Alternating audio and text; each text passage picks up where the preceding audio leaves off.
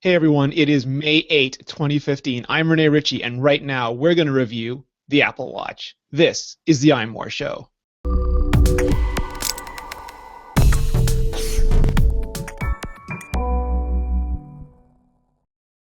Joining us today, we have a star-studded panel. Starting at my left, we have Ali Kazmucha. How are you, Ali?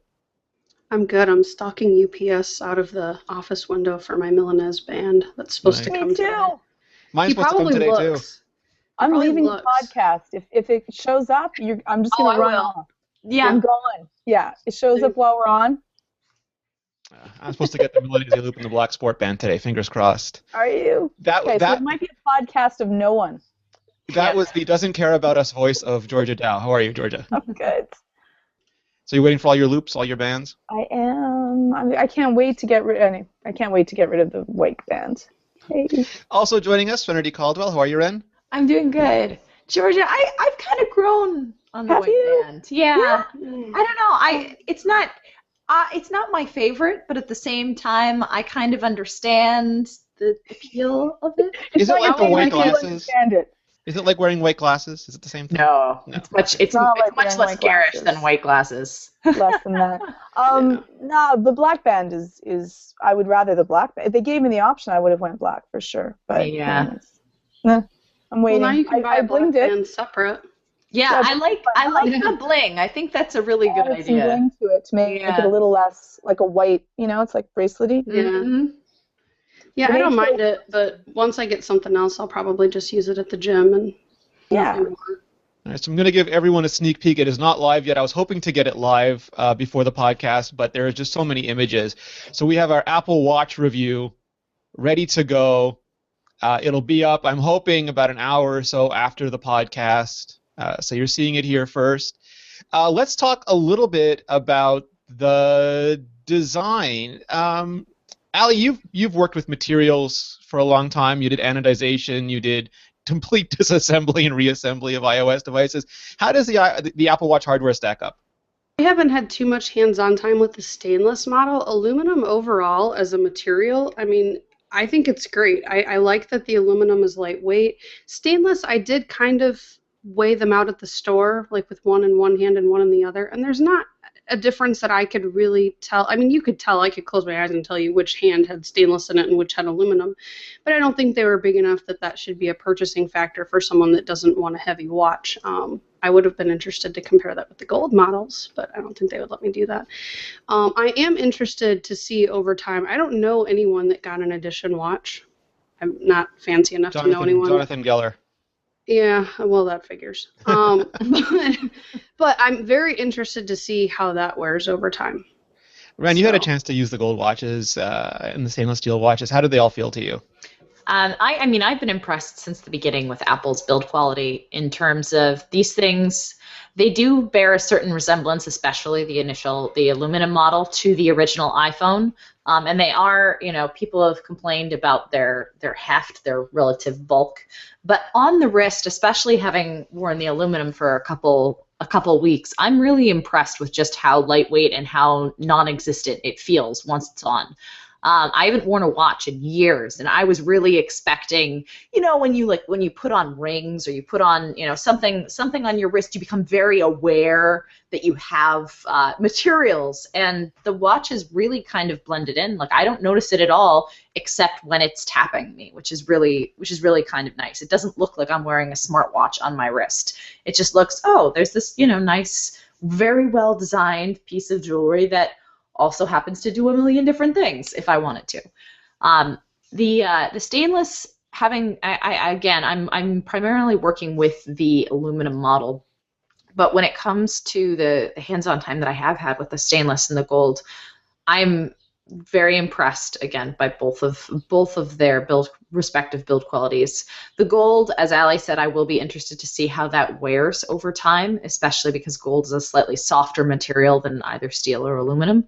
But again, like the stainless steel watches, those can be buffed and refinished at times. So it's not necessarily the end of the world if your stainless steel watch or your aluminum or your gold watch gets a little bit of a scratch.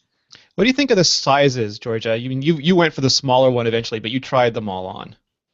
Yeah, I think that like for me, I have such a tiny wrist. I was gonna get the 42-inch instead. It's not a huge difference in between. So whether if you picked one and you're not sure, you can try it out. You can of course always change it. But no, I think that it's perfect for a smaller wrist. It doesn't dwarf my wrist, which is really nice. I think that the 42-inch would have been a little bit too large for some, like it just would have taken up more screen time. But I love the fact that it is really almost all screen for me. It's easy to use. I do find that it is a little bit too thick. I would love, again, how thin can you make it with battery power? But it is a little bit thick on my wrist, and I do notice that. And I can feel that it's there, but it's very lightweight since I'm using the sport watch. So I love the size. I think that it's great that they came in two sizes because usually they wouldn't. They would have one size, and we would have to choose between it. They really thought about that different people need to have a different size of watch. And, people with larger fingers, it's going to be nicer to have a bigger watch to be able to move around as well. Yeah, that's absolutely true. And it's 10.5 millimeters tall, which is tall, but there are Fossil watches and some other brands that go to 11.5 or 12.5. So it's not unheard of. But if you have, I'll just go on, click on Georgia for a second so you can see. Yeah. And Serenity. Wrists. Yeah. So, but if you do wear really tight cuffs on your tiny little wrist, it might be something to pay attention to. Honestly, I feel like from far away, when you're wearing it with clothing, it's not noticeable how thick it is. It's really only people, I think, have gotten a little worried about it who haven't had it in their hands based on all of the close-up photography that we've been doing. Because when you put the watch up here to a camera, it looks like the biggest thing in the world. Yeah. But enormous. But when you pull it back here and you're just like, yeah, I'm checking the time, it doesn't look like you're wearing a hamburger on your wrist. It's We have a bunch of photos now of Trinity holding up her watch, and she always does it like someone from Thymoskyra. It's amazing. From what? The Isle of Wonder Woman. It's just like. Oh yeah, you out-nerded me there, Renee.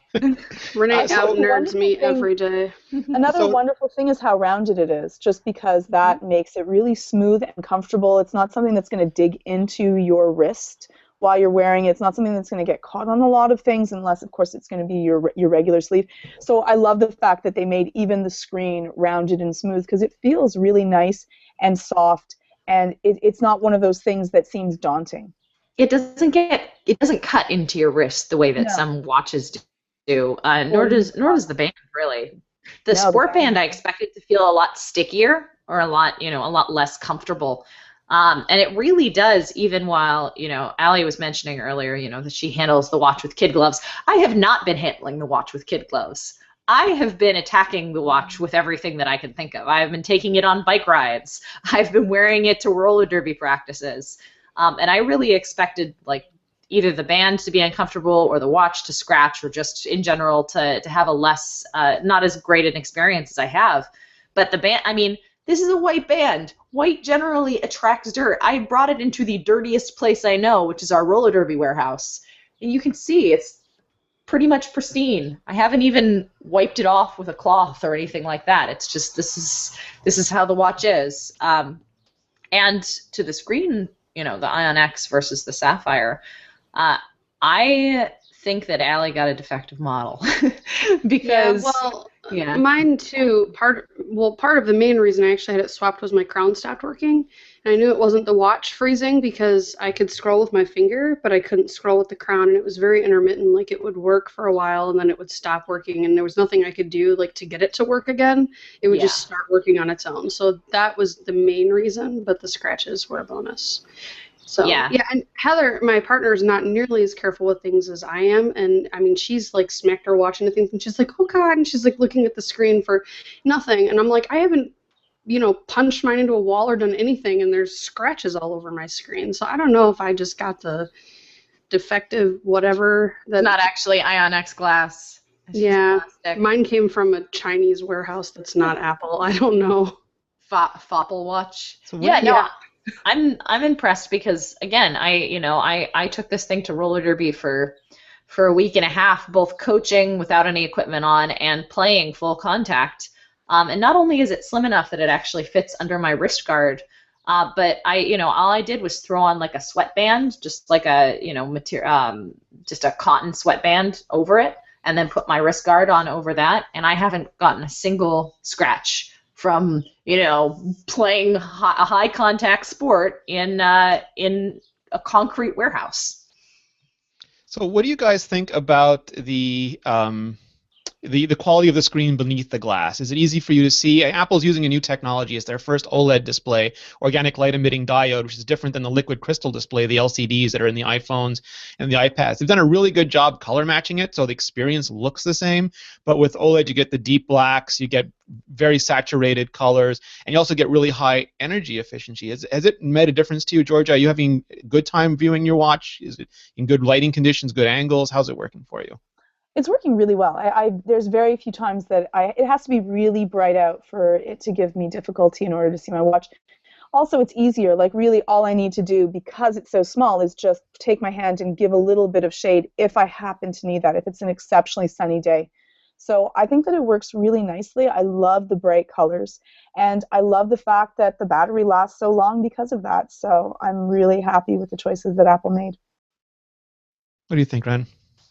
Yeah, I very quickly set my watch to the lowest brightness setting, in part because I'm masochist for those things, and I prefer the battery life over the blindingly bright screens. And I figured that the lowest brightness setting would be okay inside, and then I would have to bump it up when I went outdoors.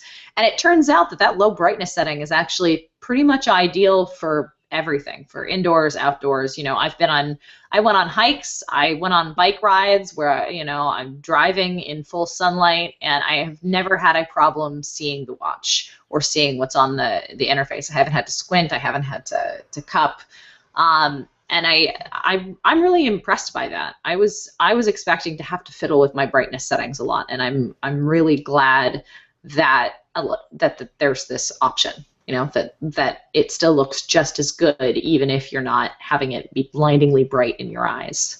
I took some macros just to show the difference. So here's the type, the text and the graphics on the OLED on the Apple Watch on top, and then on the iPhone and the iPad next. And it looks chunkier because the screen is so much smaller, so those pixels take up more physical space. But I was really impressed because there's been a lot of bad OLEDs over the years and bad compromises like high saturation or pentile subpixels, and this really looks like, I'm sure there's people who make their own OLEDs who do really good jobs too, but this, for Apple's first go out, I thought it was really, really impressive.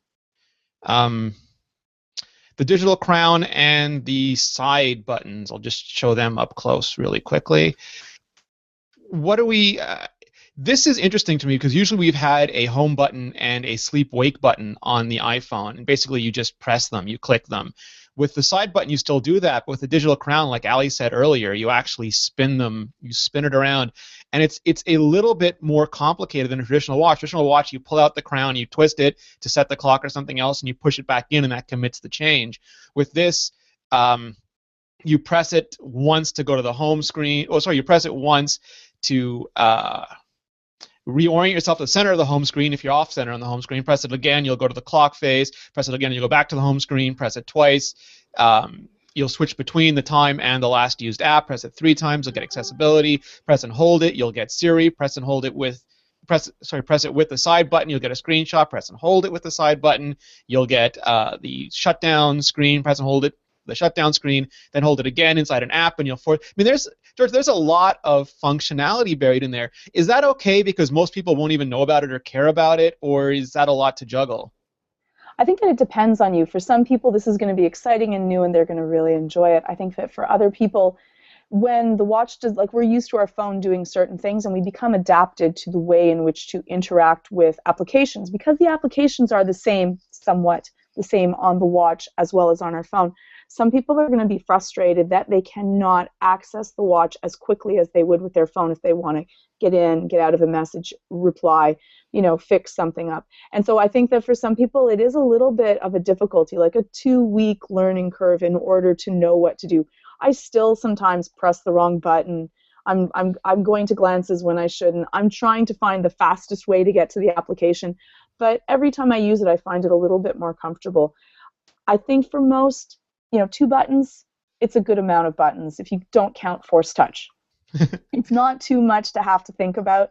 Slowly, you're going to adapt. I think that Apple found a good medium of being able to give a lot of usability with very few choices, because if they had given more, people would have gotten messed up, then there would have been a huge level of frustration. We would have had a lot of people really angry with the experience of using the Apple Watch, because you want it to be comfortable and friendly right off the bat. Technology can cause a lot of anxiety to people that are not comfortable with that. And I think that they did a great job with it. There's a couple little things, like for example with the clock faces, you do press the digital crown to commit the change, but with the alarm, you press that and you get kicked out of the alarm. So I hope little things like that. I mean, I understand why they're there, because you can't fit a done button on the screen on the watch face, but little things like that stop it from becoming instinct for me. The question I had about the side button, Ali, and I've heard people say this, is right now one press of the side button is your friend's interface, two presses is Apple Pay. A lot of people, they don't care about their friends, and they'd rather that button maybe be lap time or timer or let you assign it to something else. How are you feeling about the side button? I think it could be customizable, but I personally like having a quick access to friends and contacts like I do. And I kind of wish there was a button on my phone. I mean, I guess I can always just double tap the home button and then it's in multitasking. But I actually kind of like that idea. I could see where people would want it to be customizable. Some people don't like other people. Maybe they don't want to have to waste that button. I don't know. Maybe they go to the button and they have no friends, and then it's really, really sad, because you're like, there's like, me. I have like I don't have enough people to put on it's like just a constant reminder of like I only have a few people in my life. I have the opposite problem, because my mom and my sister both got watches. You and your husband both got watches. Serenity and Ali both got watches. Kevin and Marcus both got watches. Then I have a bunch of friends who work with me. I know what's happening. So now we know who are your favorites. Well, no, but I mean, like right now I'm busy. Like someone will send me something, I'll try it. I have to always make sure I have a couple slots finished, because someone will send me something, I'll try to add them, and if your slots are full, you can't add them and you can't reply. And then as a Canadian, I feel rude. I get a lot of anxiety when I can't respond to a sketch. Yeah. Yes, you can't sketch back, and then you have to tell them I took you off of my. You can't say that, right? Well, you can respond if someone sends you something and you're not in your contacts. You can still respond, because I've received like sketches and stuff from people that aren't in my circle of friends, my circle of trust. But I do like that it's independent of your phone contacts. So you can have separate people in your watch just by default. I think a lot of people were confused by that. When you first set up the watch, it imports your friends from your favorite contacts in your phone if you have that set up, just as a convenience, because it's probably assuming that those are the people you contact most on your phone. That's probably who you're going to want to contact most on your friends list. So let's not confuse what it's not just for digital touch. So, even though that's how most of us use it. And that's the only way to use digital touch. Yeah, through that interface. And I think that's the problem, that's the only way to initiate a digital touch or a tap or a heartbeat or something with someone is through that circle. So if you have more than, how many people are in that circle? Like 12 one per clock position. Yeah, okay, that makes sense. So if you have more than 12 people that have watches, you can respond to them if they're not in your circle, but if you dismiss that notification, you have no way to respond to them anymore. So I think that's kind of the problem. You need another way to get to digital touch. What are you feeling about the buttons, Serenity? Is the navigation good in general? Yeah, it took me a little while to get used to the digital crown. I feel like with all of us being so comfortable with swiping on mobile devices, being trained to use a spinner again is a little strange, but I love it. I really love it. The click wheel was my favorite piece of the iPod, the first iPod, and I actually resisted going to subsequent generations of iPod for a long time, because when I was stressed, I would just spin the iPod click wheel. I would just be like, do do do do do. This calms me. This makes me happy. And with the digital crown, it's the same thing. It's like, oh, it's something to fiddle with. I love I don't know. Maybe it's just because I enjoy tactile things and I enjoy having that option. But I really like it from a navigational standpoint, because the screen is so small. And if we put, my fingers aren't big, but you take that 35 millimeter screen and then I put a finger on it and I've just covered up, a third of the screen. Being able to have the digital crown allows me to scroll through all of that, and I think that's really, really lovely. I agree with everybody else on the side button. The side button is one of those things where I would love to be able to map it to something else. or just, and this goes into more of an OS tangent, but the fact that the friends interface is, click the side button, then tap the friend, then, tap the little tiny drawing button, then do your drawing. Then, it's a lot of taps and a lot of fiddly bits. It's And like context changes. You go from Yeah. pressing to spinning to touching the screen. You're just moving around a lot. Exactly. So I feel like there's a better way to integrate all of that, and I really hope that that kind of comes into play with the next version of watchOS. But yeah, I think that 2 buttons is exactly the right amount of buttons. And also, again, there are gestures too. There are gestures. There's force touch. There's being able to, the thing that was tripping me up with the watch at first was trying to use the side button as a power button, which it's a power off button if you want to turn the watch off entirely, but it will not shut your screen off. And if you're like me and you want to preserve the screen as long as possible, like you turn it on, okay, I've seen my thing, now I want it to turn off, and I don't have wrist detection, or I don't have a raised wrist turned on. So I discovered, thanks to some helpful people on Twitter, that if you tap it like that, it automatically turns the screen off.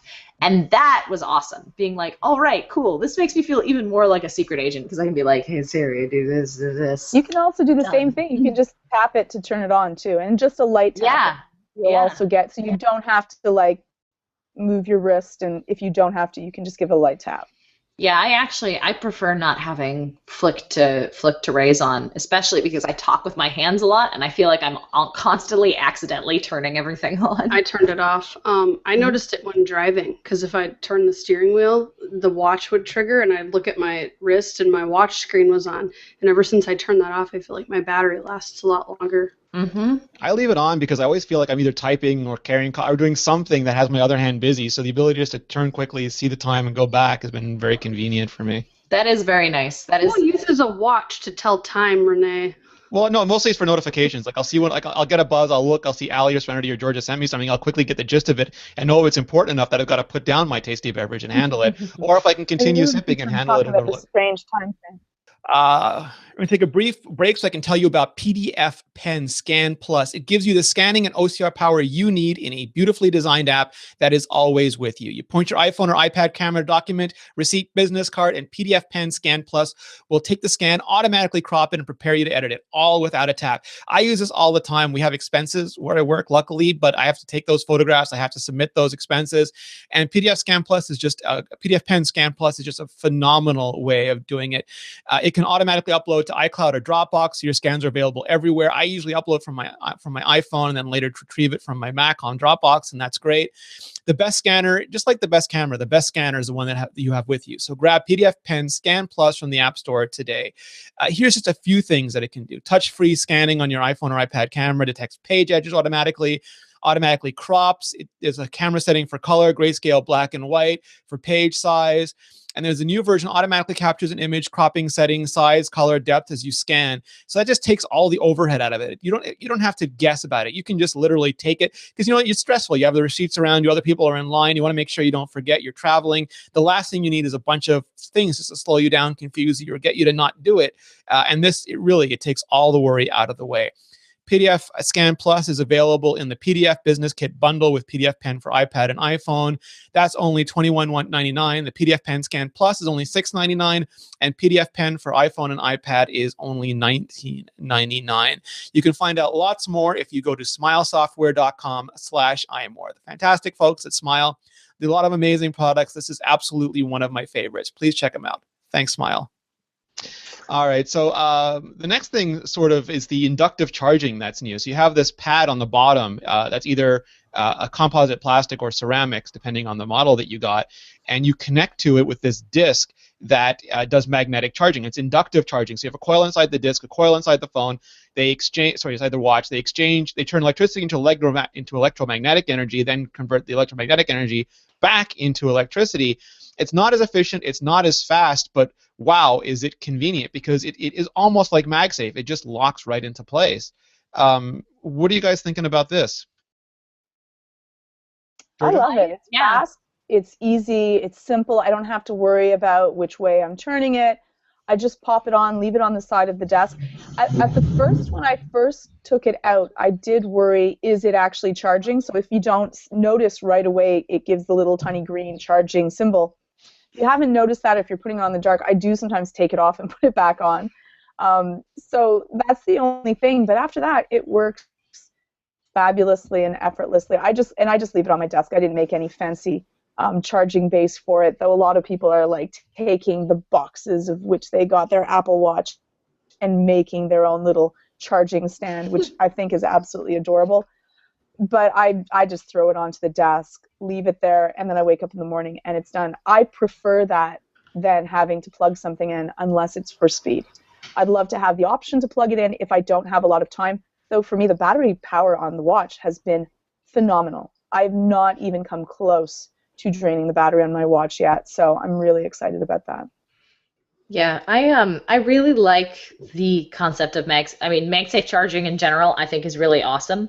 And when you double that with inductive charging and just I can just slap it on. It's not even like fitting it into a hole. This is great. I wish the magnet was a little bit more powerful. Yeah. I feel like jostling it very slightly can sometimes make it pop off. Right. And again, it's not like with the watch, it's a little bit different than the iPhone. It's not like you're going to be carrying the watch, charging and then connected to an extral battery in your bag. It kept coming off. Well, yeah, exactly. It's not really designed for that. Well, and it's a secondary device. So normally the watch lasts me an entire day. Sometimes I put it on the charger when I go to bed, or when I take it off at night, it goes right on the charger. So odds are, if I'm going to bed, I'm going to lay there on my phone and browse Twitter and whatever. I don't use the watch to browse, so I'm not having to look over and get notifications on my watch as it's charging, because the same notifications are available to me on my phone and the 80 billion other devices in the house. So it doesn't bother me that it's not too secure, because I never really have a reason to pick it up while it's charging. I can just pick up my phone. Yeah, you're not doing like sleep tracking and putting the MagSafe and then putting the watch on and then hoping that your arm doesn't. No one burn your skin off, please. Yeah. The one thing that does annoy me slightly is that, like a lot of cables, and I've had this with USB, the disc is not quite heavy enough to keep it flat on the table, depending on how the cord is turned. So it'll turn, it'll flip, and I wish there was either some sort of mechanism at the end or some different, maybe flatter design that angled the force to kind of keep it flat on the table and didn't want it to flip over or turn sideways. This is like a common cable combat that has been going on as long. I love digging for cables behind a bedside table because they slide off or slide behind. So I've I've found that if I wrap it one time around like the headboard of our bed and then it just dangles there, then it never slips behind. But on Wednesdays when the cleaning people come, I always know when I have to dig for them.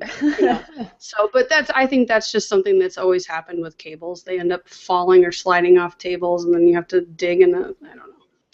I want wireless charging with no cables. I use tape. Just tape them down. That works too. So the next sort of hardware feature we have is the heart rate sensor, and it's got these photodiodes, which are the ones on the bottom and top, and then on left and right they're infrared and green LEDs, and they basically measure the amount of green light that's absorbed by the blood moving through your veins, and then depending on how fast that changes as you're breathing, it knows what your heart rate is. And this Serenity's showing it.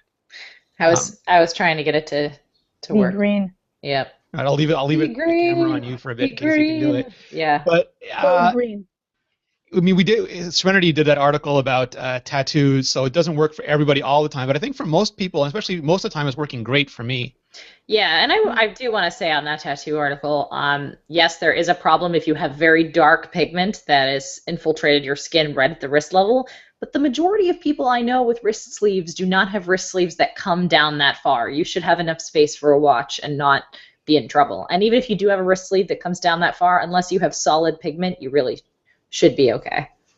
There we go. Here's our nice little release. Wootini! I really, I haven't gotten a chance to test it against other heart rate sensors, so I'm not quite sure how accurate it is. But based on my rudimentary tests, which is having it do that and then doing the manual counting. It seems to be pretty close. It does get a little bit confused sometimes, especially coming off of if I'm doing a run or something like that and I'm not tracking it with the workout app. Occasionally it'll get a little bit futzy because I think the infrared that it's using for the every 10 minutes location is not motion. Yeah, exactly. It's not quite on point. I tested it manually and then against a Fitbit Surge and a Charge HR and against countless gym equipment, and it always seems to be within 1 to 2 beats per minute. The only thing I've noticed is, like you said, when you're running or doing anything where your arms are moving heavily, it's not that great. It's not that it's not that great.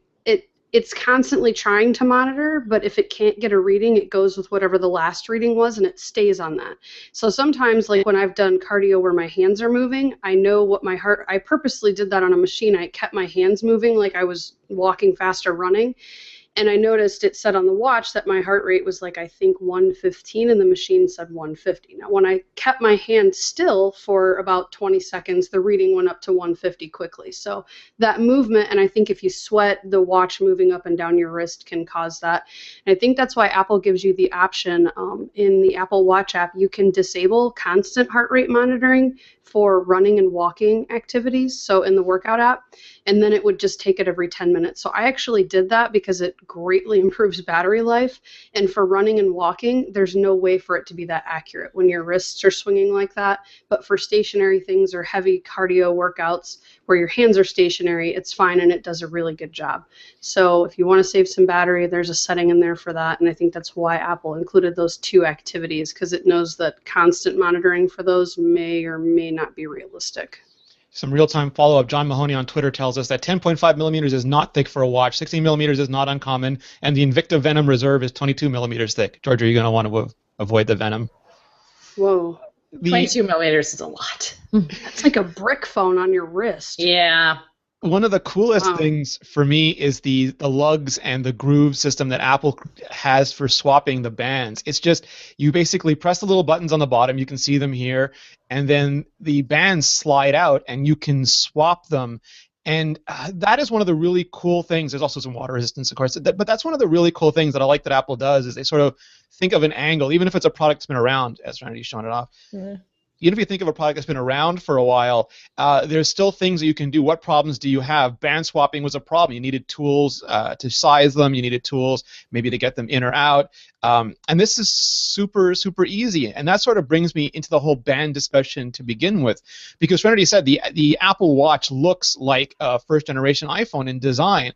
The sort of this little discrete electrical unit, or device unit we've seen before, electronics unit we've seen before. The band thing is new. Yes, Apple's made cases before. They've made colorful cases, but those were all optional, and this is sort of necessary. Allie, you've tried on a ton of bands. Now, what do you think about the bands? I was pleasantly surprised at how good of a job Apple did with these bands. It's very obvious when you put these bands on and you just don't see them on the website how much thought went into them. All of them are extremely comfortable. They all fit the different lines really well. Especially for me, I love the modern buckle, which is like a take off a classic buckle, but it's magnetic. I think the whole line of bands that Apple made are amazing. And even more than that, I think someone posted something about Apple doing that program for they're helping different companies make watch bands, and they're giving them really good guidelines for doing that. So I'm really excited to see where watchmakers take that, because there's a big opportunity there. And Apple's providing a lot of the same guidance they do for other accessories. So I think it'll be pretty interesting. Georgia? I besides the fact that I don't like the fact that the watch band is white, but I white think is hot. It's not my thing. I love the way that they thought about the bands. One of the coolest things is that if you take a look at the watch band, it has a little bit of a recess in the side, and that lowers the sweat when you're wearing a fluoroelastomer or any plasticky kind of band, which I love. And all the edges on the band are smooth and soft. So if you buy a watch band that is elastic, and some of that are even leather, you get that little bit of cutting if you like to wear your watch really, really tight. I don't get that. I put this on and then I just get to forget about it. and the notch that you put on the side, so you notch it first, it sticks in place. And it just stays there. You don't have to worry about it slipping or falling off or dealing with it. So I absolutely adore that, except for the fact my leather loop, which is the other one that I would love besides the Milanese that's coming in, is not for my 38 yet. 38. Yet. I'm waiting.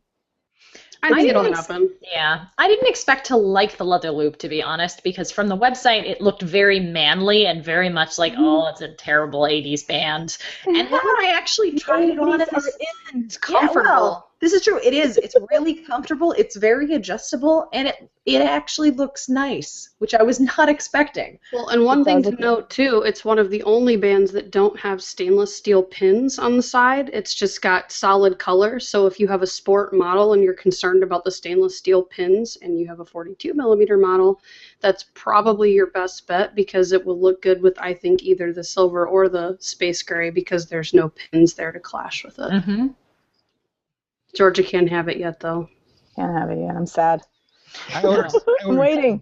I'll be really curious to see what the third-party band situation looks like. Apple has given some really great guidelines, although, of course, yes, there's no charging. That's okay. We don't want something... First, you don't want to burn a hole in your wrist, which is, you know, maybe you may not burn a hole through your wrist, but it's going to hurt if you have any kind of magnetic charging going on underneath. You don't want to there. slowly cook your wrist. Yeah, you ever sat on your phone while it's charging or like been near it? I've not burned my skin, but come very close to it before when I've had computers or phones. Yeah, you really in. shouldn't play with gadgets while they're charging, with the exception of laptops. I think those are kind of made for that from a thermal standpoint with the casing. But I mean, phones, especially, when I did this for a living and fixed and repaired, so many people when the iPhone 5 came in immediately were coming in saying, this phone gets so hot, my iPhone 3G, 3GS, or 4, or whatever. Well, you're now dealing with aluminum, which carries heat much quicker and faster. What are you doing that it's making? Well, I was playing, Infinity Blade on my phone while it was charging. Well, that's why it's hot. Yeah, well, Yeah. There's no question. Oh, and it makes it work a lot harder to charge. So I just want to do a quick survey. Allie, which bands do you have and which ones did you order? So which ones are you going to end up with? I just have the white band, and then Heather has the blue band. So we'll just say I have the blue band too, because I'll take it when I want it.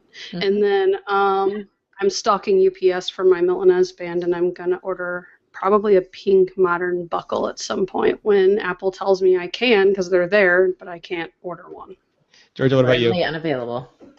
I have the white band right now. I have the Milanese waiting for me, and I will be ordering a black band and hopefully the loop leather in black when I'm allowed. What about you, Ren? I have the white sport band and half of a blue sport band. I stole my dad's medium large, so I can swatch watch it up. The R2-D2 look. It looks kind of cool, actually. I like it. I have a Milanese on order, like these two lovely ladies, and I'm hoping that I'm going to get a modern buckle at some point. I still haven't decided whether I want to do pink, midnight blue, or brown. Don't do pink, so then we can switch. Idea. I do like that. We'll create an overnight service, just the iMore band swappers. We should have thought this process out because you and I and Georgia all ended up getting the exact same band. Well, because you all wanted day one, and that was the day one shipping model, I think, at that size. No, I just thought that the other colors were really too loud, garish. and I was like, I want to be able to wear this to work, and if I'm going to wear it to work, I have to wear suits, and pink, peach, blue, like it's just not going to go. Yeah, Milanese was the safe bet for me. The Milanese I figured was a safe bet because it's, it matches everything. Yeah, it can, be dressed down. Yeah. So I felt like that was a safe bet, and it was probably, I think it was the cheaper option of, between the modern buckle. Yeah, the modern buckle's $249. I can't believe that. That's very shocking to me. It's probably the leather or something crazy like that. And the giant, piece of metal on it. This is a loaner. This is not mine. I ordered the one with the link bracelet, and that hasn't even begun to ship yet. I think that's just looking at me somewhere laughing. You ordered the black one, didn't you? Yeah. But I don't think any link bracelets have shipped yet. I also ordered the Milanese loop, although I don't know how it's going to look with the black watch. I took a risk. I ordered the black leather loop because the giant size means it's available to me. Sorry, Georgia. And I ordered the black sport band. I got a white sport band loaner testing out, and I like it quite a bit for the same reasons that Georgia said. I'm also interested in the third-party options. People are going to want their NATO bands, and they're going to want, all sort of the traditional bands that people have grown to love. And I think that's good. Apple this way doesn't have to make every band. If there's not a band available to you, you can still find one. And some people are making third-party lugs that you'll be able to attach traditional watch bands to, which is kind of cool. Yeah, I think there was, I don't remember what it was called. There was a Click or something, I think is what it was called. Yeah. The little, The Kickstarter.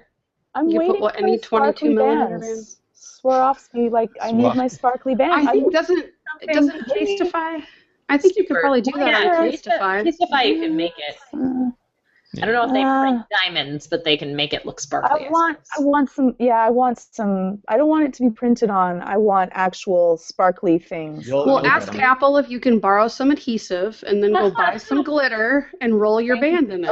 Okay, we'll do it. We're going to take a quick break so I can tell you about lynda.com. Lynda.com is an online learning platform with over 3,000 on-demand videos and courses that help you strengthen your business, technology, and creative skills. You can get a free 10-day trial at lynda.com/iMore. That's lynda.com/IMORE. Lynda.com, I know I've spoken about it before, but you can never really hear about it enough because you may not need it now, you may not need it tomorrow, but you may need it one day. And the more I've told you about it, the more chance is you will remember where to go when you need that help. This is for problem solvers, for curious people, for people who want to make things happen. If you want to learn, on how to use Office programs or negotiating tactics or to build a website or boost your Photoshop skills, go to lynda.com and feed your curious mind. There's Excel 2013 power shortcuts, weekly Office workshops, going paperless, start to finish, iPhone and iPad, security fundamentals, growth hacking fundamentals, and a lot more. I've said this before, but we're now editing these shows on Logic Pro 10, and I had a bunch of questions. I watched a couple of courses, but then I just started figuring out the questions that I wanted to know and found the information very quickly. And that's the thing. You can take as much or as little of the course as you want. You can search it. There's transcripts. There's so many ways. It's on your Mac. It's on your, it's in your browser. It's on your phone. It's wherever you need it to be. You can even download tutorials and watch them on the go on your iOS or Android device. I cannot say enough good things about Lynda.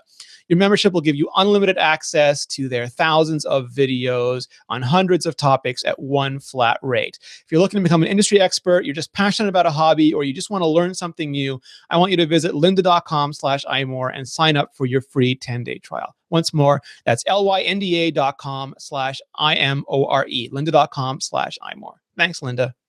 On that note, let's switch from hardware to software. WatchOS is sort of akin to iOS, but it's optimized for the watch. It's got some different things. For example, instead of, it's got backboard and frontboard the way an iPhone does, but instead of springboard, it's got carousel, which does all the app management, and it lets it use a digital crown and all those things. It also has Nano Time Kit, which is what handles all the watch swapping, and it's got a version of UI Kit that has all the different things, elements that they use on it. It's sort of peppered with all the special stuff that they use on the watch. It's analogous right now to iOS 8.2, which is why it still has the old emoji and not the new emoji. Presumably WatchOS 1.1, whatever, will be like iOS 8.3, and we'll keep moving there. What's your impression of WatchOS so far, Ren? I really like it overall. I do think that there are some bugs that need to be ironed out. It does get a little sluggish at certain points, especially where third-party apps are concerned, although that's in part a limitation of how apps are configured as extensions. But overall, I feel like they've made a couple of really smart decisions in porting functionality over to such a small screen. I really like the clock interface, the fake application switcher, as I'm calling it. There's no real multitasking screen, but you can double tap the crown to go from app to watch, and I really like that. The carousel took some getting used to at first. What eventually clued me in is I followed Allie's instructions and I made a tiny 2x2 sort of back and forth grid, and that worked much better. Oh, that's cute. Yeah, I like that. That made it a lot easier for me to tap these little tiny icons. I have in the middle, I have 2 or 3 aside, but in general, I only have to scroll up and down rather than side to side to find what I was looking for. It also Also, let they're me not labeled, which means that you have to rely on the icon a lot more. exactly. And Yeah. some people have been doing great jobs at designing those icons, and then other people, I do think that watchOS right now is slightly inconsistent with the usage of the digital crown. You have things where the digital crown can scroll some things. There are a couple apps where the digital crown does not scroll, which is kind of disappointing. Any horizontal scrolling, of course, you still have to use your finger for, which I'm kind of undecided on that. I guess it makes sense because you have both horizontal and vertical scrolls available in apps. And in addition to that, I really like. I thought of a digital trackball on the side of it, like one of those. Yeah. You can spin it in three Oh God, all it's the directions. nub. It's the horrible ThinkPad. The ThinkPad nub on the side of the. Oh, that just makes me feel dirty just Sorry. thinking of it. Yeah, but actually, the best thing about watchOS, which is kind of silly, but double tap to Apple Pay, because I ran into a horrible Apple Pay shenanigan at a Fenway game, the Red Sox game a couple weeks ago, where I had my tickets on my phone and I went to go have them scanned by the reader, and Apple Pay came up because it was an NFC terminal. With the watch, that won't do that because the watch is not activated for NFC until you double tap and turn that on. And as a result, I feel like that's a little bit safer. Like, obviously, with the phone, your credit card information isn't going to go through or isn't going to try and be processed until you use Touch ID. But still, I like the idea of having NFC off by default and just being able to activate it with a little bit of a double tap. I never even thought about that because, I mean, a lot of merchants do use NFC terminals for rewards cards and other things that, like, what about, like, I don't think Starbucks has NFC yet, but, like, Not just scanners, yeah. You just use a scanner to scan your card, but if they do that, when you try to do your passbook card, which may or may not have money on it or for rewards, it's going to bring up Apple Pay. That's why you got to switch to the watch. Yeah, I actually used my watch at Starbucks several times, and every time the person behind the counter started screaming, which was funny. I know, it was like the first time I used my watch at Starbucks inside, I just kind of pulled up my sleeve and did it, and the girl goes, "An Apple Watch," and all of them behind the counter were like, and all the customers behind me are just getting irritated. I'm like, I'm gonna work in here, so when you guys are done, why don't you just come herd over by the table and you can come say customers hi. behind me are like, hello. But they're so smart about it because in Passbook on the Apple Watch, when you scroll to the barcode, the background fades away, the barcode goes full screen, everything else goes black. So it's got a very easy read for the I don't know if they actually are lasers, but for the the laser beams that come flying out of the scanner. No, I love that. Although I will say there is one limitation that the Apple Watch has with Apple Pay and Passbook specifically, which is that there are some scanners that are built that are only about this high, and I ran into one of them on my return trip from Los Angeles, where I went. I scanned my watch at the TSA security terminal. I showed it off to the my boarding pass to the. But your wrist wouldn't fit. And then when I went to actually scan the ticket to board the plane, it wouldn't fit. And when you take the watch off, Passbook is zzz, like you can't use it because even if you enter in the passcode, so you have to pull out your phone for that. You're gonna have to cut your wrist off. Yep. Oh, the wrist is too thick. Yeah, so I used it. I've used it to pay for Starbucks. I used it. Georgia and I went to see the Avengers during the weekend, and the tickets were in Passbook, so I just scanned them when I came in, and they printed out. I guess the thing that you scan to get the tickets, whatever, was on Passbook. I just scanned that. Tickets printed right out. It scanned better than my iPhone ever has at that terminal. And like Ren, I flew with it with the Air Canada boarding pass, and that was really super easy as well. I just found the trick was because they show up in Notification Center, you tap them a few seconds before you get there, and then they're available. You don't have to fuss with your drinks or bags or anything at the last second. So I even at the I forget what it was, TSA or somewhere, they had the scanner upside down. So I saw that. I flipped my watch onto the inside of my wrist and then just did it that way, so I wouldn't have to contort myself. And it was really great too. I think the payment in the digital wallet, because you have more than just your credit or debit card in your wallet. You have, like Ali said, loyalty cards, Starbucks cards, all these things. And the idea of just having it on my wrist is amazing. It's been much better for me than actually having it on my phone. So yeah, go future. That's great. So now, just to round out the navigation, we got Force Touch, which lets you do the heartbeat, lets you do the taps, lets you do the sketches.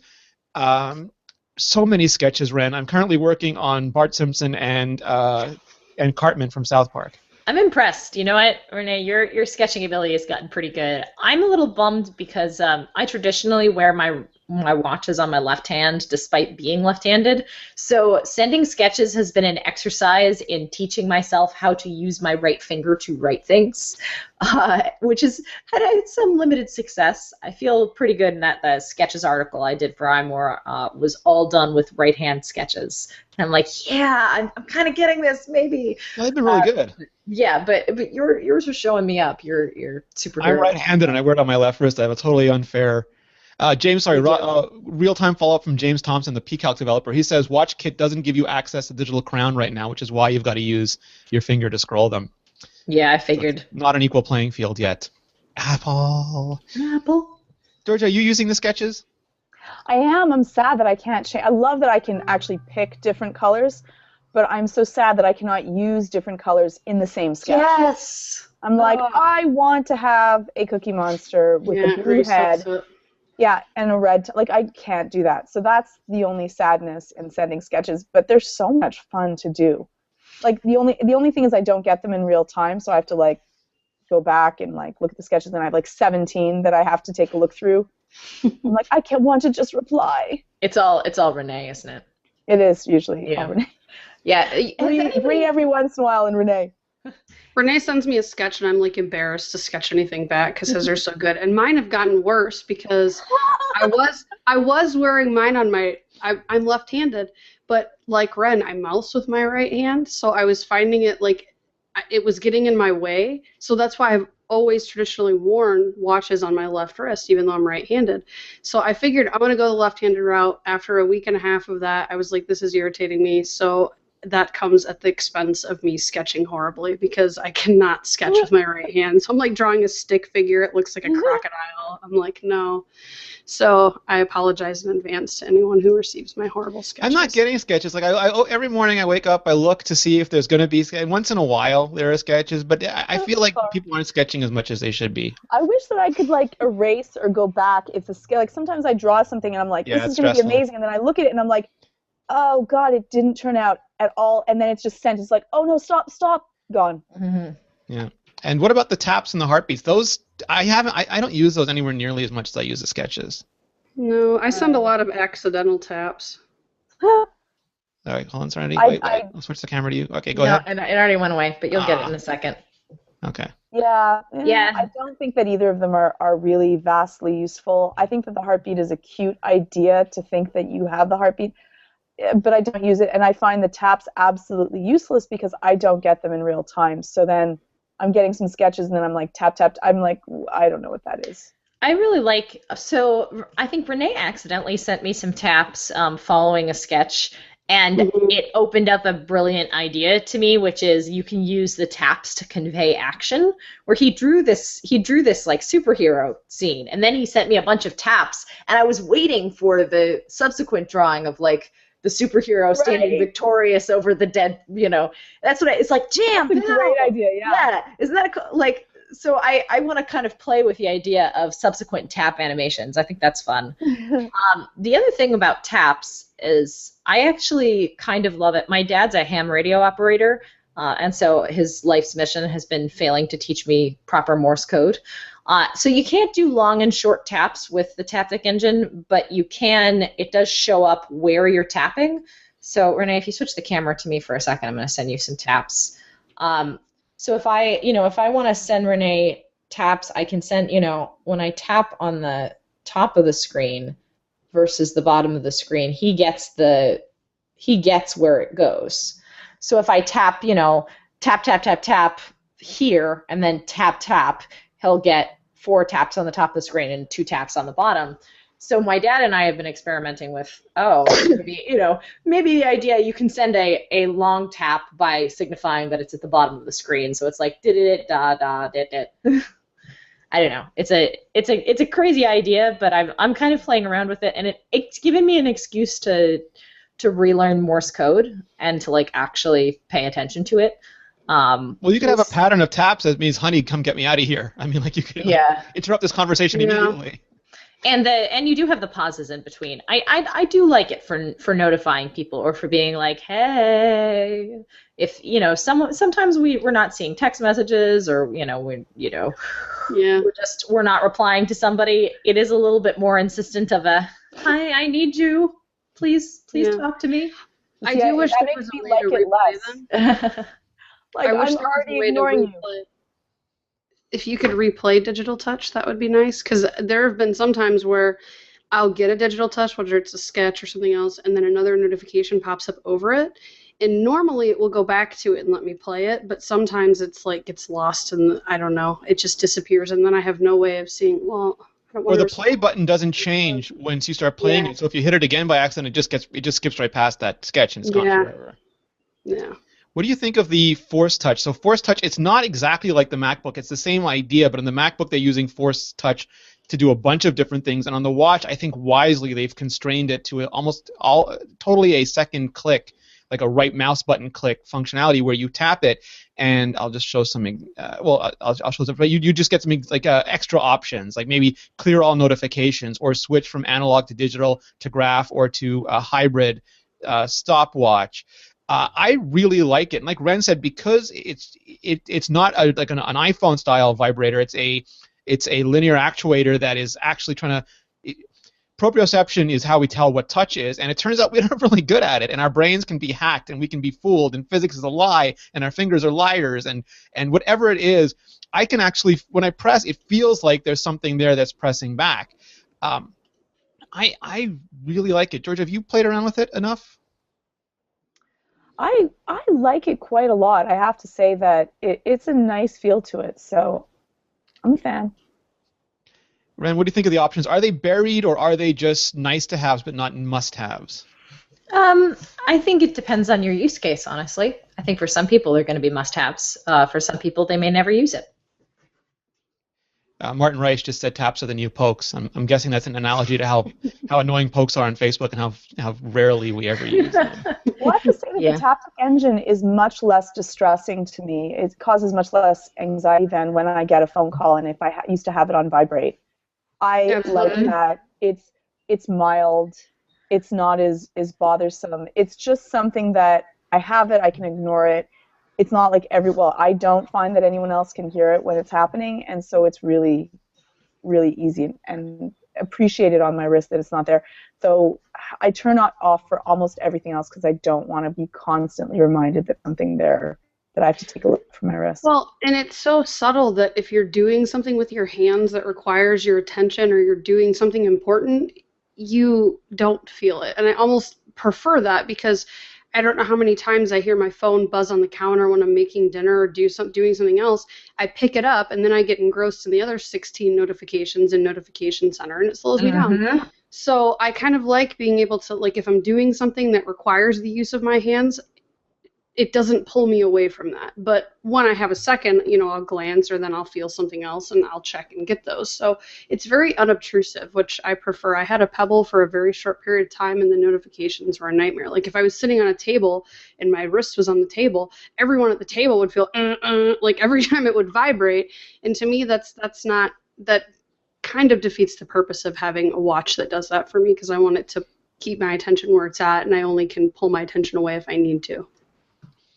Yeah, it's interesting, and it's sort of just another way of interacting with it. And you also have Siri, and a lot of us, we've mentioned previously, it takes a lot of time and a lot of taps to, for example, if I want to send a message to Allie and she sent me a message, it's super easy. I just hit the notification comes in, I just respond to it. But if I want to, traditionally, like on an iPhone model, if I wanted to send a message to Georgia, I would hit the digital crown, go to the home screen, tap the messages icon, tap new message, tap who I want to send it to, go through, tap the person, and then either have to dictate it where I'm right back with audio where I started, or pick an emoji, or pick some contact.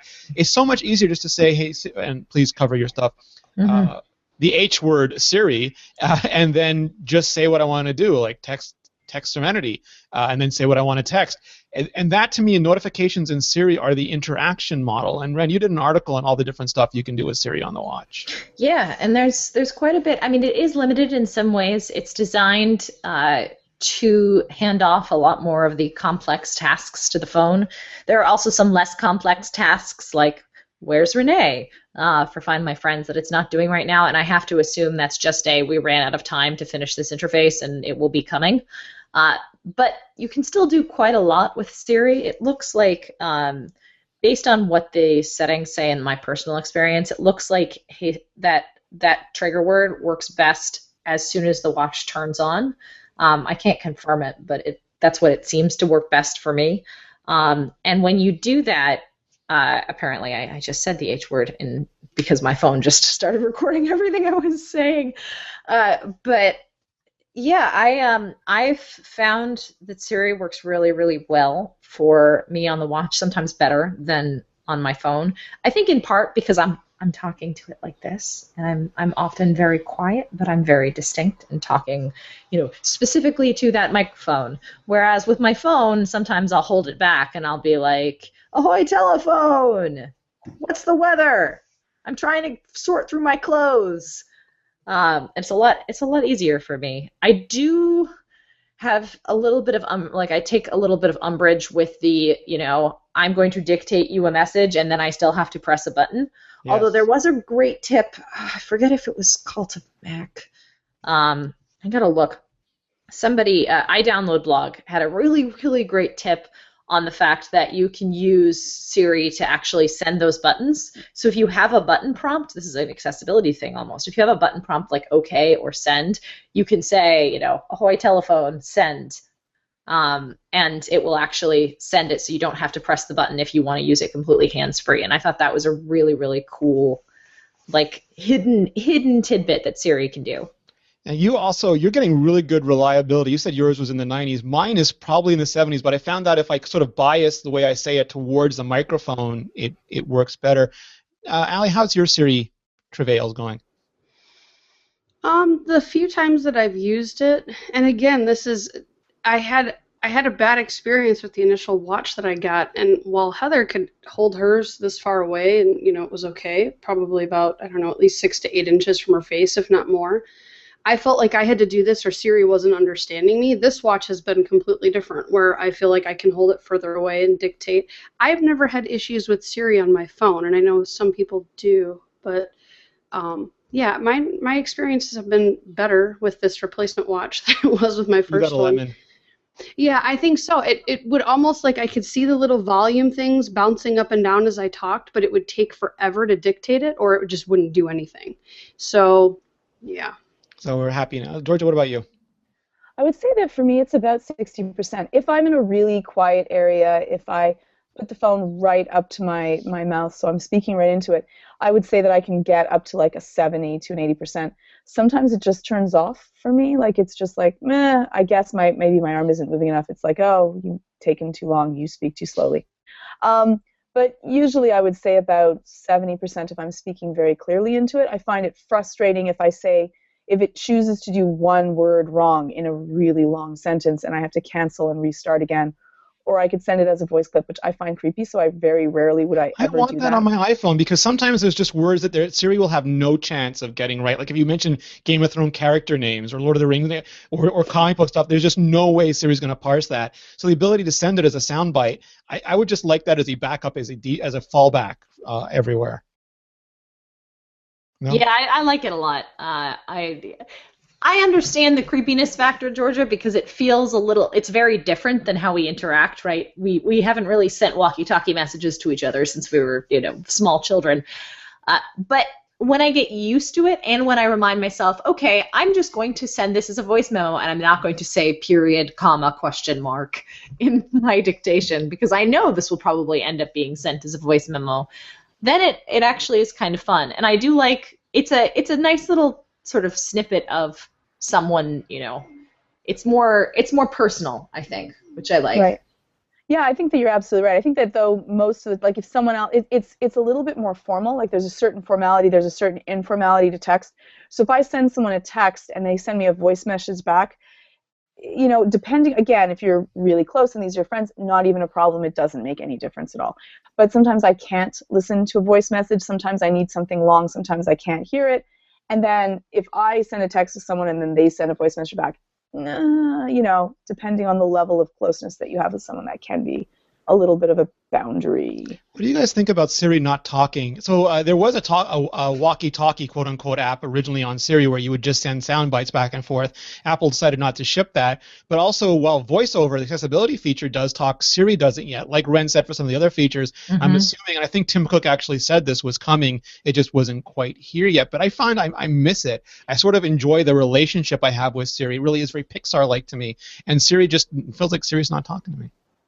What did I do?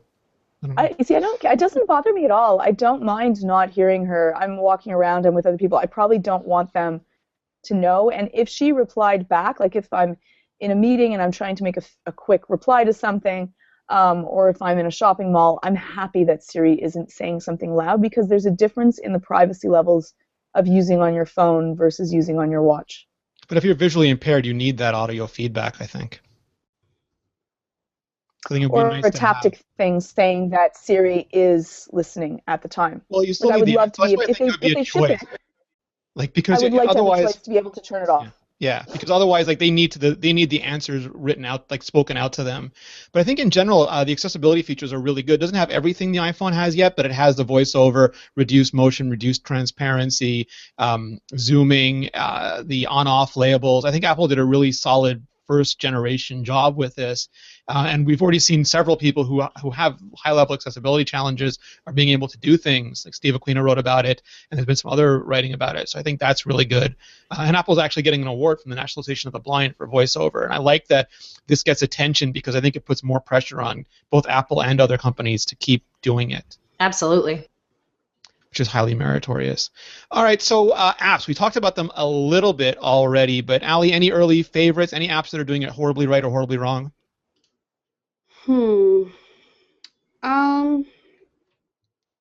Let me look at my watch. George already mentioned the Hue. While you're looking, George already mentioned the Hue is one of her favorites. I wish I had Hue light bulbs. I might have to get them. Bad. You should get them. We have nothing like connected home yet. Like we don't have a Nest. We don't have. It baffles me that we don't have any of that stuff. Have you used your have you used your Apple Watch? I was using it to control my Apple TV all week, and it's just fantastic. That is fun. I haven't done that yet. That is really fun. And controlling Bluetooth speakers. Yes. I really like that aspect of it. I want a Sonos controller app on my watch. Yes. I want that so bad. Like that was the first app I kept watching for like watch things. Because sometimes it's like I want to change something, turn the volume down in a room, and then I have to hunt down my phone. Where it's like instinct now, I just look at my watch and I can't do that. The remote viewfinder is also cool because and I saw Martin was taking pictures. Like usually he just puts it and runs, but it lets you put the camera somewhere and move yourself and then take photos or time lapses and all that stuff. I think is really cool. He's gonna have to find another way to get running in now. He doesn't have to run anymore. Sorry, Ali, you were saying? Yep. I would say one of my favorites so far, I have Twitterific set as a glance because it's awesome as a glance and you can just see an overview of your day on Twitter. I feel like sometimes it's a matter of pulling in the right information that pertains to what I might want to know about something, and I think Twitterific nailed that. Another one of my favorites is Dark Sky. Do you use Glances a lot? Because I find I use notifications a ton, apps a little bit, and Glances almost never, except for the settings. Glances, I think I figured out with Glances, it heavily depends on what you put in there. So like for me, I have Twitterific, I have Dark Sky, which I almost never launch the Dark Sky app unless I get a notification saying that it's bad weather or something that I want to look further. But I typically just want to know what the temperature is and what's going on for like the next hour or so. And it pretty much, I don't know if you can even see that, but it tells me the temperature, what it's going to be like for the next hour and how many hours of daylight left. And that's enough. I have Twitterific, which shows me how many favorites I got today, how many retweets, and how many people followed me in the past 24 hours, which that's nice to just have like Twitter stats on your wrist to kind of keep up with. And then I have Now Playing for when I'm at the gym, and my battery indicator, obviously. But I think it heavily depends on what apps. Like I don't ever really launch the Twitterific app itself from my Apple Watch. I just look at the glance. I find like the notifications I use the most because they're telling me there's something that I might need to pay attention to. Where so it's very brief information. Where the glances are perpetual information. I can go there and retrieve it anytime. But I'm feeling like push is better for me than pull right now. For sure. Yeah, I think it depends on what your use case is largely. I have a couple of different apps that I really, they've almost been divided into certain categories, where there are the apps that I have primarily for information producers, apps that either live in glances or that I check maybe once a day. The New York Times app is actually a really great example of that, where I figured by and large the watch was not going to be a consumption device. It's not going to be something where I'm like constantly staring at my phone or staring at the screen to find out what's going on. But I really like the New York Times app because it gives you a short snippet of what is going on in the world. And I felt like the last, the last couple of years, based on the way that Twitter has evolved and RSS feeds have evolved, I've become less out of touch with like regular everyday politics and non-tech news stories unless they're so big that they wind up in my Twitter feed. So having something like this is really nice because it allows me to very quickly catch up on like the big stories, and it's just headlines and one or two sentences and maybe a photo. So it's not it's really nice, like digestible, tiny tweet-sized chunks where you can, and it's not everything, right? It's not a full feed. It's just 9 stories, and then you just go through and you can force touch to if you want to read more, and it gets sent to your phone to save for later. But otherwise, you just read through it, and then it gives you like a little happy check, which is like, you've read all of the stories. It takes me 3 minutes, and I feel like so much more aware of what's going on in the world, and I really like that. DJ and Pacemaker are also super cool because I think those are some of the few apps that really have nailed interactivity. And you can DJ is an app that lets you like do DJ stuff, and it can even connect now. I think Panasonic or Pioneer, I forget who makes it, the big DJ equipment. And with the watch, you can have it running on your phone and just do mixes and choose sources. And Pacemaker is similar. You can mix up your music, and that. I'm a sucker for remote controls. What can I say? But I feel like because there are no real apps yet. They're app extensions. Interactivity has been hard, but there's some developers who are nailing it, and that gives me hope for the future. Yeah, Two utilities like Shazam or something. Sorry, Georgia. Go ahead. Shazam is also another one. Like I use my watch to disconnect me from my phone. I'm trying to spend less time on technology. So I probably use it exactly the opposite as Ren uses it. I'm trying to get like less stuff. And so only the important stuff will come to me, and then I don't have to go back to my phone. So the nice thing about Shazam is that if there's a music, I'm, in the car, or I'm walking around, or I'm in between something, I don't have the time to go search for the phone, then come back, then find the application, turn it on, and then hopefully catch whatever song is playing. So it's really nice. It's just there with me. I can find out what song it is. It's going to be sent after, and then later when I have the time, I can deal with it. And that's the same thing that I use for like notifications. I love the fact, like just being able to turn off an alarm that's going off on my phone. That's fabulous. Or getting a reminder that I have to do something later and I don't have to check my phone for what the reminders will be. And my favorite, the one that I will use all the time is to be able to find my phone. Because I lose, I know it's huge, right? It's huge. I should never be able to lose this. It's mammoth. I lose my phone everywhere. I'll throw it on the bed. I'll do something else. And now I can just swipe up with the glances, and then there we go. I can just press a button, and my phone is going to make uses. We can't use them. The Dodge. The Sheeb is terrified of the noise that your phone makes when that goes off. She literally hid by the front door for an hour the first time I did it. So I was like, I can't even use that feature because Kai is terrified of it. I do want to mention 2 utilities that I use. 1Password and deliveries are awesome on the watch. 1Password works in a very small capacity. So if you use it on your computer, but you have passwords that you need to access frequently, you can add just those. And it adds you have to type in you pick a 4-digit passcode, and then you can access just things that you add for the watch right on your wrist. So like things that I log into frequently, like Mint or Hootsuite or things for work, I can have those right on my wrists, and I don't have to worry about if I'm on a phone or something trying to switch between browser windows or copy and paste passwords and things. It's right there. And then deliveries, I just stocked my Milanese loop on my watch during the podcast. So that's really cool. It pulls in all of your deliveries. You can see a little map. It pulls right from the app. That's awesome. And then otherwise, just I've been downloading a bunch of different workout apps too, which I mentioned think we had a previously, list Ellie, go up today. Yeah, you mentioned previously that the one thing with the notifications that's a downer is that they're not unobtrusive. They take over the whole screen. So if you're sketching, Yeah. suddenly your notification is there. If you're doing anything, I like that there's notification center. I like that they stack. I like you can dismiss them. I love that there's a clear all. iOS needs that. iPhone needs that so badly. What's your notification setup like? Are you enjoying them on the watch? I have most notifications for apps off. I think I have everything off except for messages. What else do I have turned on? Let me look. Obviously, digital touch stuff comes through. I even have mail turned off because mail is not urgent enough that I can't. I think it comes through from my VIPs. Yeah, I have VIPs set. I don't even know. Was there an option to turn that off? I don't know. I didn't really look. I just turned off mail in general and figured if it's. I have a separate tone on my phone for VIP than regular mail. So if Rene or Ren or anyone important emails me, it plays a different tone, so I know that it's. I have no sounds on my phone, no sounds on my watch, but I do leave Taptics on for VIP email, for messages, obviously for the phone stuff, and for calendar stuff. But that's about it as well.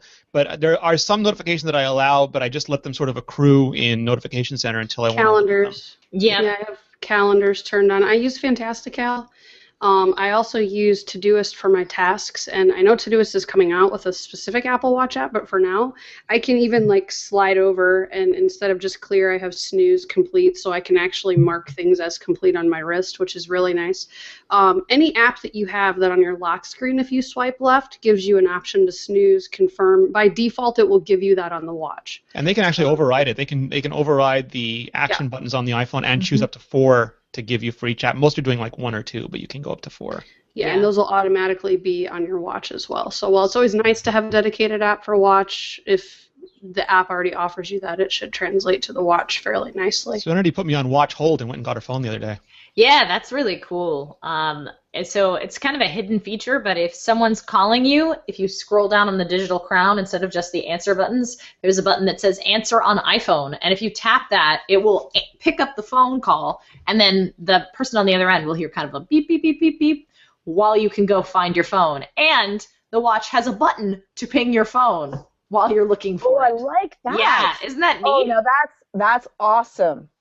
That's awesome. Because they know, like, sometimes you want to talk on the phone, but your phone may not just be right in front of you. So I'm going to need to teach Heather that trick, because the other day she answered, I guess she left her phone in her car at the office and didn't realize it, and she answered her watch. She goes, hang on, I got to go get my phone. I got to go get it out of the car. And now they say one ping, please. Yeah. Just one ping.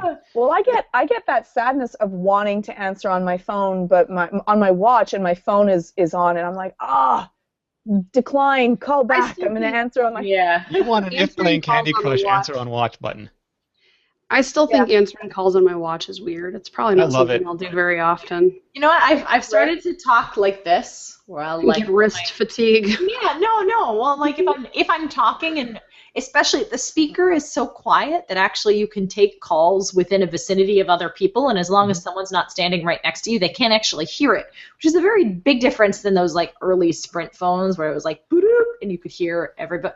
Like the chirp phones. Yeah, but the speaker is very discreet. So if you have to, for some reason, answer a call in public or answer a call on your watch, like you can do so. I've just been sort of putting my hand here, just like, yeah, okay, that sounds good. Okay, I'll talk to you later. And it feels very natural, and especially because my ears aren't blocked by the giant phone sitting on one, I can actually hear the volume that I'm speaking at, which is very different. And I feel like I speak in a much softer but still audible volume when talking to my watch than I do when I'm trying to talk on an iPhone, because it's like, what? Yeah, let's do dinner. And it's all of a sudden you're screaming and everybody's looking at you. Suddenly you're the people on the TV show that everyone else is making fun of. Yeah, pretty much. So messages have been really good for me. The mail, you can't send mail, you can only read it, and I guess that makes sense because the level of complexity, you can't edit anything that you dictate. So maybe you could send short messages, but then what's a long message? So I understand why that doesn't exist. There are some apps like Twitter has a client for it. Skype has a client for it. Slack has a client for it. Facebook, of course, will get theirs done sometime next year if we're lucky. But I didn't want Instagram those already things has on them the up. web. I don't really want them. Yeah. I do have Slack because I do feel like sometimes I'll pull my phone out and I'll see that I have Slack notifications. And the only thing Slack shows is direct messages sent to you and mentions. So you can quickly just jump in and tap on either one of those and read them, and then I can decide whether or not it needs my attention. I need to launch the full-blown app. So See, the some of beauty them are nice.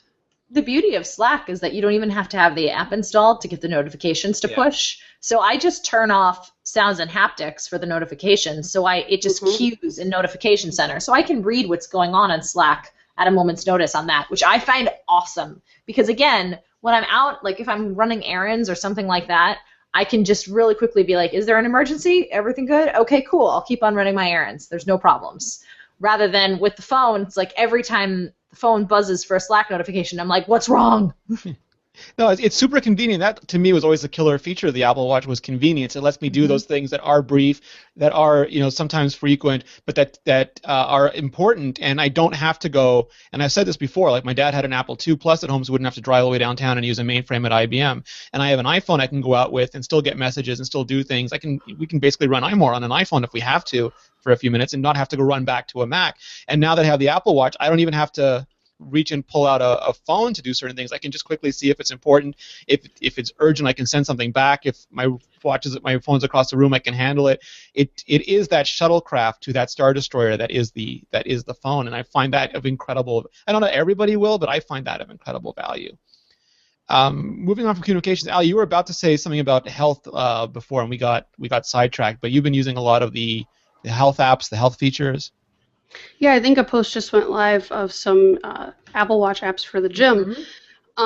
So the most annoying thing for me if I'm at the gym, especially doing free weights, doing anything that revolves repetition or sets, I hate having to pick up my phone and look and see what I have to do next and set it down and then start a timer or do whatever.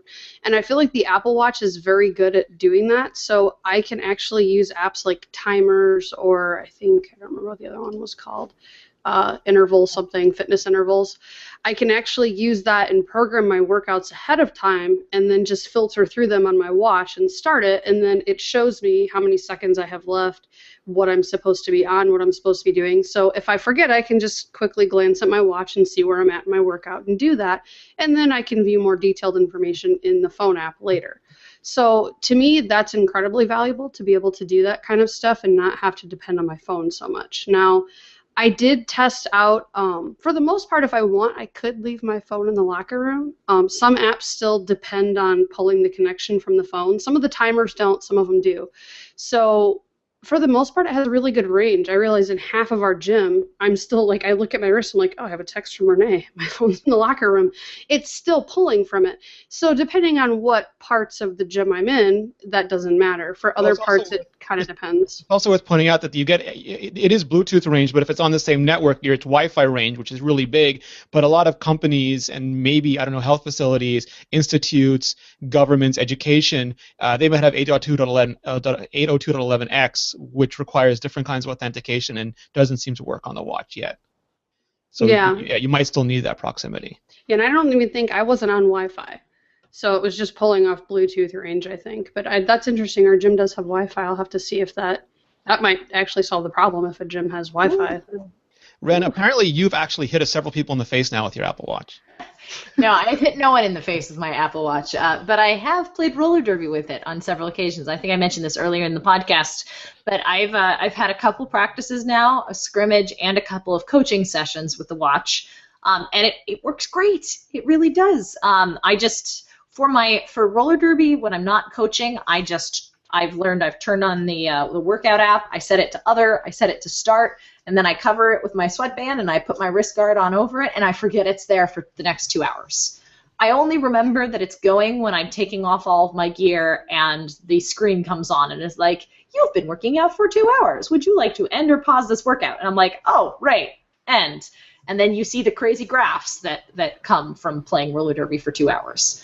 I definitely think the calorie counts aren't quite as accurate as they should be because the watch is just not calibrated for skating sports. HealthKit has that as an option, so it should theoretically be possible. And they show an ice skater in Apple's commercials, so I'm kind of like, Apple, make this happen.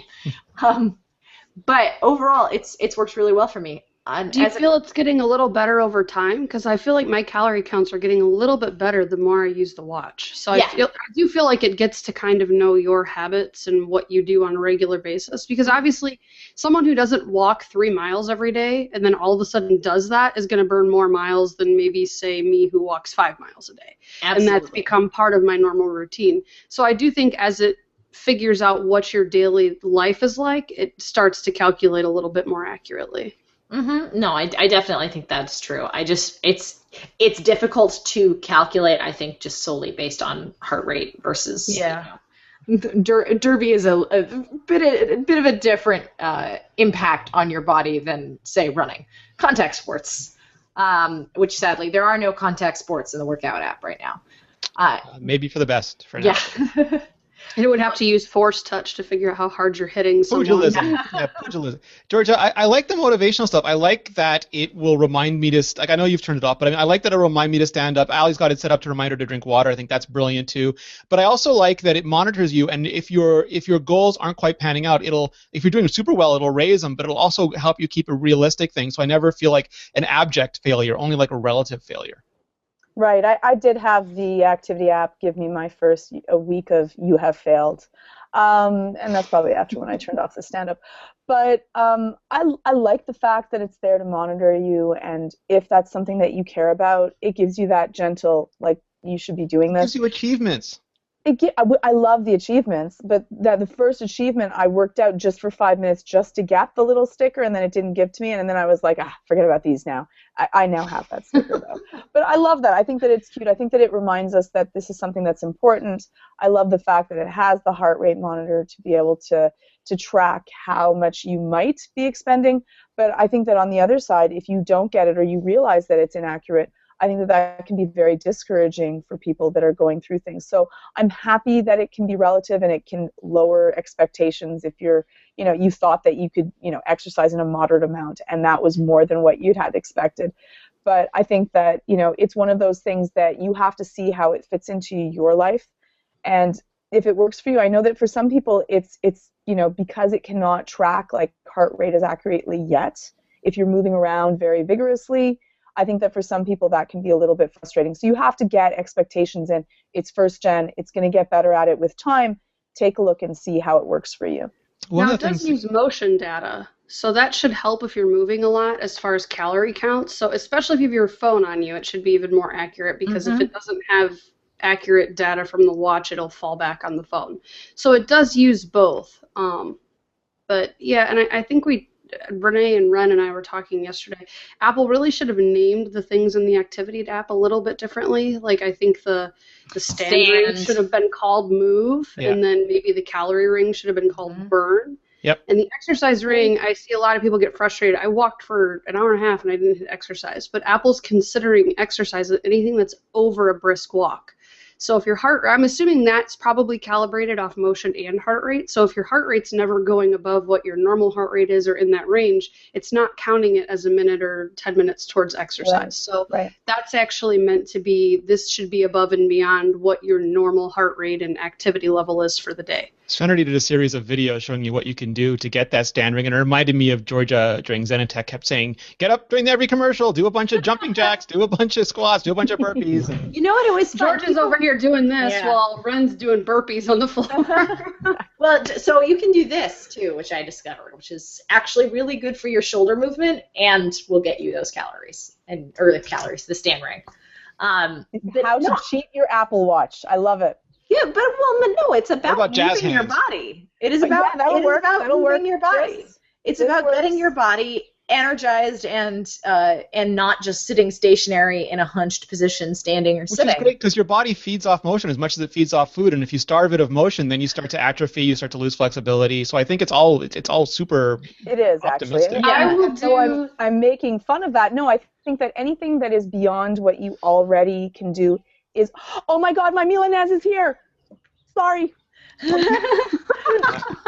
And then we lost Georgia.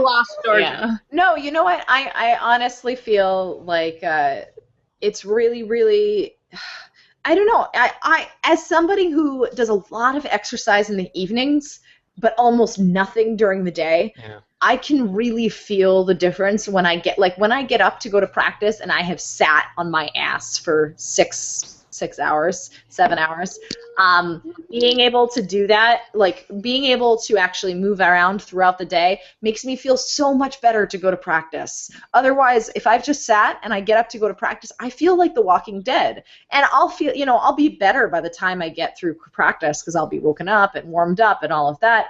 But I'm not in a good state to go there, and that's a dangerous place that can potentially increase injury. Well, and it can it can cause a lot of strain on muscles if your muscles aren't warmed up. One of the things I wanted to jump, I think it was Ali or Georgia who said it, though, is that, the thing that I like the most about the Apple Watch, and Apple does say it's a watch, and there is obviously biasing towards timekeeping, but it has this set of features. It has the health and fitness features, the payment and passbook features, the remote control features. It has all of this stuff, the apps and the communications and the information and all these things, and you don't have to care about every one of them. You might only want one of them. You might only want like the fitness tracking. You might only want the notifications. You might only want the Apple Pay because you have an older iPhone. Or you might want a combination of them, but it's not a one-trick pony. It does several things, and it does several things well enough that I think they're of value, and you can almost arrange your own personal value set and decide this one thing is enough for me, or these 2 or 3 things is enough for me. And it's not like if it doesn't do that one thing, it's a totally worthless product. It has these multiple angles and this multiple depth, and I think that as a lifestyle product is just super important. I heavily agree with that. And for me, it was 2 reasons. I wanted to spend less time on my phone and be more conscious of health and fitness. If health and fitness were my only concern, maybe a fitness tracker would have still served that purpose. But a fitness tracker by itself also doesn't keep me off my phone. I'm still on it as much. So for me, that was a decision that led me to wanting to keep the Apple Watch. For everyone else, it's going to be something different. If you're maybe only wanting one thing, that's worth evaluating. But if the Apple Watch solves more than one problem for you, I think that makes it worth it, especially it starts off at $349. I think like the Jawbone Up 3 is priced at $200, and a lot of just solely fitness trackers on the market. I think the Fitbit Surge or whatever the new one is they have with the heart rate monitor is close to $300. So you're getting more utility out of something like that. A lot of bang for your buck. All right, so let's wrap it up. Let's bottom line it. Let's go around the room if we can pry Georgia away from her Milanese loop. We'll start with you, Ali. What's your bottom line on the Apple Watch after using it for 2 odd weeks?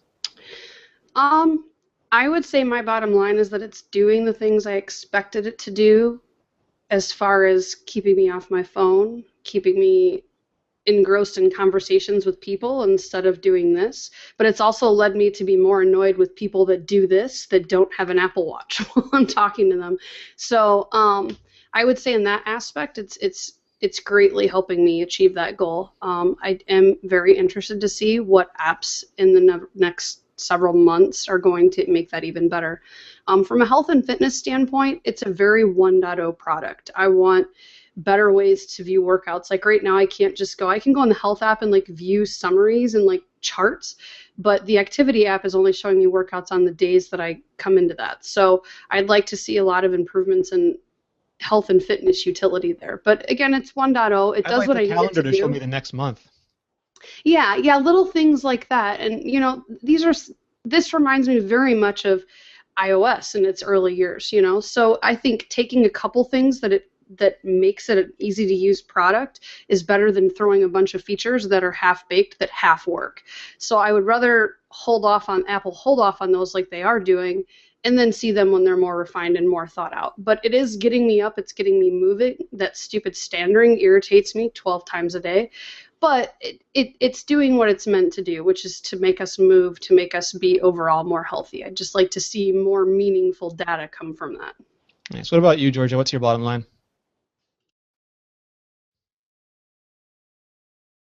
You're muted. Sorry. Oh, sorry. Let me try that again. I'm just too enthralled. What I was hoping for was something that would unplug me from my phone. It would allow me to be more mobile around the house, to be able to answer calls, which I never usually get because I have my phone off for everything. There's no sound, there's no vibration, there's no notification, except for phone calls. But I keep my phone upside down, so I don't even see those. And I love it for that. It is easy to use. I can answer alarms. love the fact that I am untethered from my phone. There have been some times that I've thought, you know what, I'm going to even unplug from the watch because I get a lot of text messages through the day, and sometimes that can be a little bit distracting. And I'm going to think about whether or not I I want actually... VIP messages so I can just get messages from the people I want see, on notifications. right. I think that that would be great. Unfortunately, in my job, that becomes a little bit problematic because if someone's in a lot of distress, I want to be able to get that message. But if, you know, it's time for you know, I'm at a special restaurant, then I might say that maybe I'll turn them off for that. I'm going to have to take a look and see what is the cost versus what is the benefit. But I've been answering phone calls, which I never do. I've been answering text messages more often throughout the day to things that I can. And I love it for that. I have to say I'm really enjoying my watch.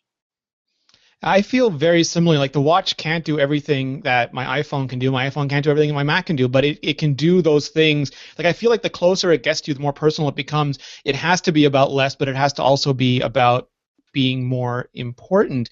And it does a lot of things so well that it's already. I wore the Pebble, I think, for a week, and I took it off because the buzzing just really drove me crazy. I just couldn't. It wasn't useful enough that I wanted to keep it on.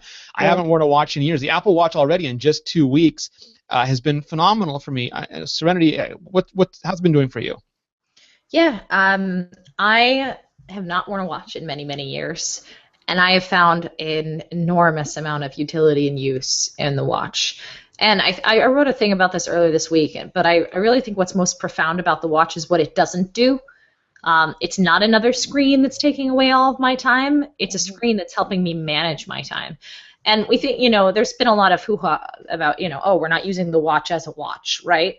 I think it's actually the next generation of watch. Like instead of actually telling the time, it's helping us manage our time.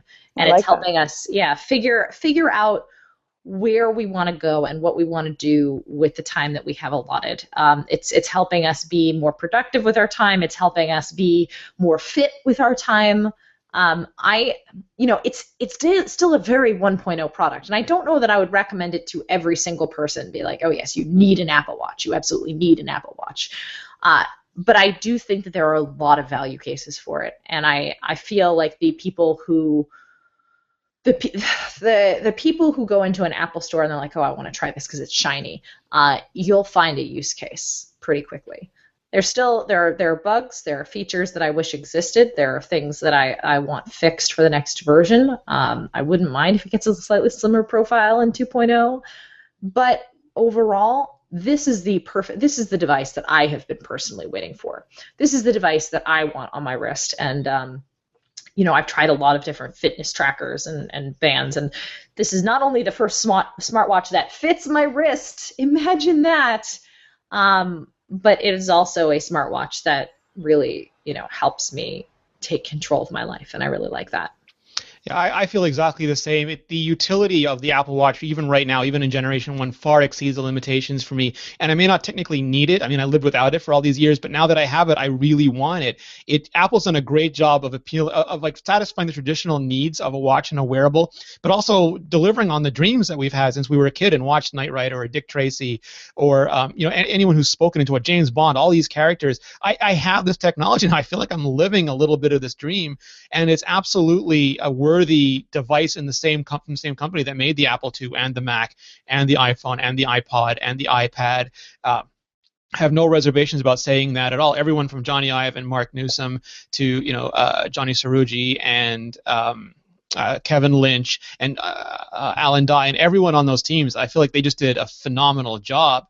Jeff Williams and Tim Cook and everybody concerned. It's an amazing product, and I've tried a lot of the fitness bands. Like Ali's tried them all, but I've tried a lot of them, and I've tried a lot of the smart watches. And this to me is really the next step, and it's the first step, which is super exciting for me. So I'll echo exactly what Ren said. I won't tell anyone that they need it. You can wait a generation or two and get a better product, but I enjoy the fact that I get to participate in the discovery of wearable computing, because as much as the watch went from being analog to digital and now to being computational, Apple's also taken the computer from the desk to the lap to the hand, now to the wrist. And I find that incredibly exciting, and I really want to participate in these early, like the frontiers of this technology. So I'm super happy that I got it. We're going to have our complete review posted. If not today, it'll be first thing on Monday. It's really big, so it's taking a while to get finished, but we will have that up. In the meantime, I want to once again thank lynda.com. Whether you're looking to become an industry expert, you're passionate about a hobby, or you just want to learn something new, go to lynda.com/iMore and sign up for your 10-day trial. That's lynda.com/iMore. Ali Kazmucha, where can people find you on the internet? I'm at iMuggle on all of the social things, Twitter, Instagram, and at iMore every day. What about you, Georgia? You can find me on Twitter. It's at Georgia_Dow, and I'm also on Isometric Podcast. Nice. Ren? You can find me at SETTERN, Saturn, on Instagram and Twitter, as well as on imore.com and on the front porch, eagerly waiting for my Milanese. Yeah, you guys are all getting it first. You can find me at Rene Ritchie. You can find all of us at iMore. That's iMore TV on YouTube and iMore TV on Instagram now. Serenity is running with that, and there's a lot of great stuff up there. You can find all the videos for the shows at youtube.com/iMore TV, or you can find them on iTunes for the audio, and there's RSS as well. Please subscribe. Please leave a review. We love having all of you as part of our community, and we'll be back next week. Thank you very much. Thank you so much, everybody. Bye. We have 2 quick ads to do. I'm just going to read them really quick. You guys can jump in if you want. I'm gonna ditch because I'm running on tethering right now, and I don't want to kill. Can I ditch as well? I have a Yes, doctor's ditch. appointment. You guys can all ditch. I can do that. Okay. Okay. Thank you, Renee. Guys. Bye. Bye.